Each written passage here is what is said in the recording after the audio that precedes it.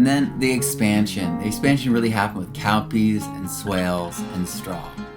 And we put everything on contour because I wanted to make everything perennial and just switch off gardening and have everything be perennialized food. But my wife really likes annual gardens as well, and annual garden food. And since I do have tons of seed for that, I need to continue doing that. And I just got enthusiastic, I think.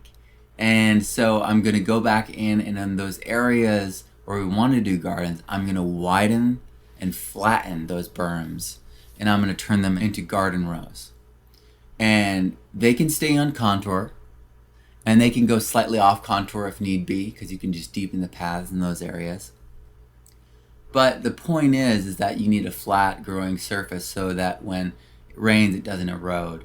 And if you've got plants that are perennial that are always tying up that area, it can be rounded because they're going to intercept the water before it hits the soil. So looking here, we see our swales within 2 seasons turn into a young food forest. And it really was that easy. We cut the swales, we covered them, we planted them with cowpeas and daikon and clover and amaranth and all these aggressive species that I know and grow. And the edges of all my systems got eaten down, so I kept expanding them. And I started doing things like swales within swales to keep my seeds from running away on the hills.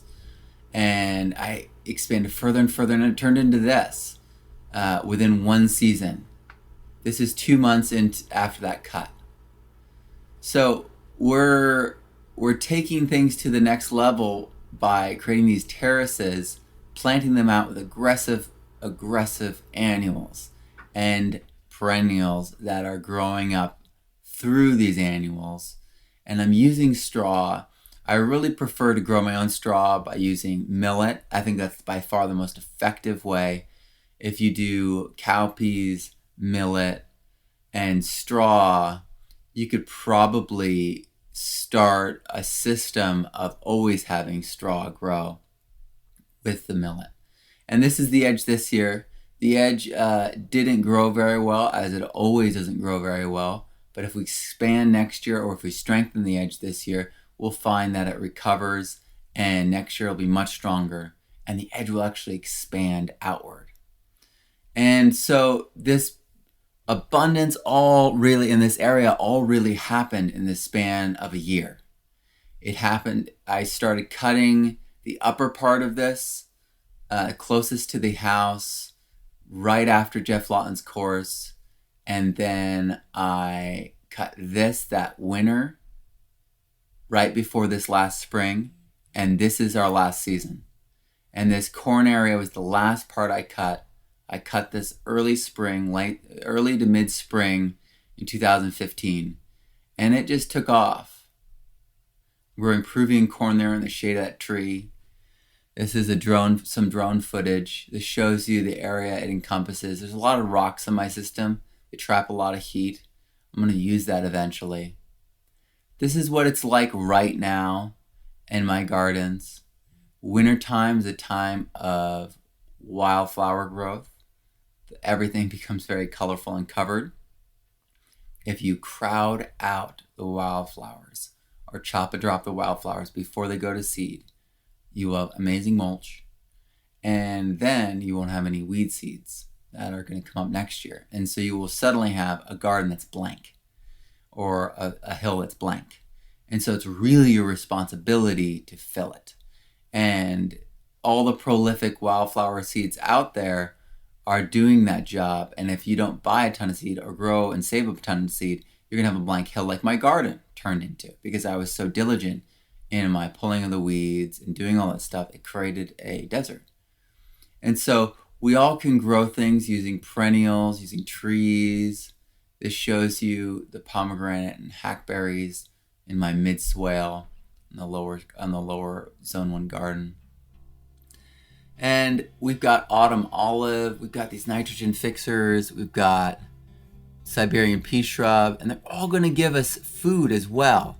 It's not the end of the system here. They aren't just placeholders. They're giving us food. This is a mulberry tree.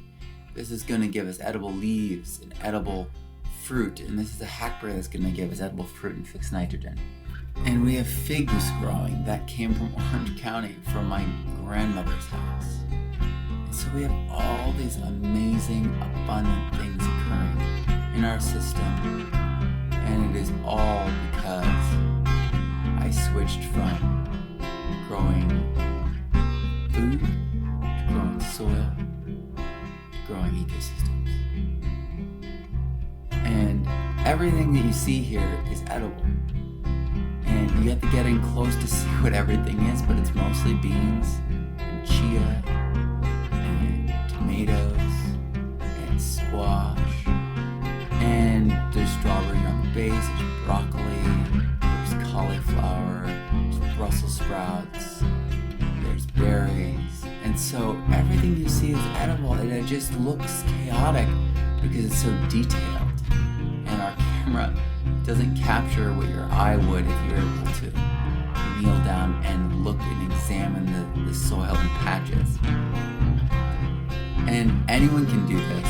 It all starts with intention. It all starts with planning. And it all starts with preparation and putting it in such a way that you get abundance. In such a way that we're tending things instead of planting and clearing and pulling weeds. And it's all about creating a system that expands almost out of control.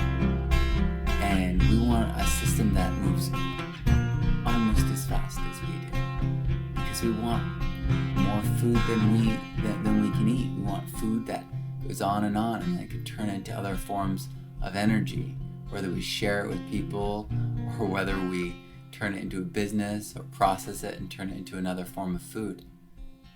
This is our birthright, and this is what I'm trying to bring to everyone.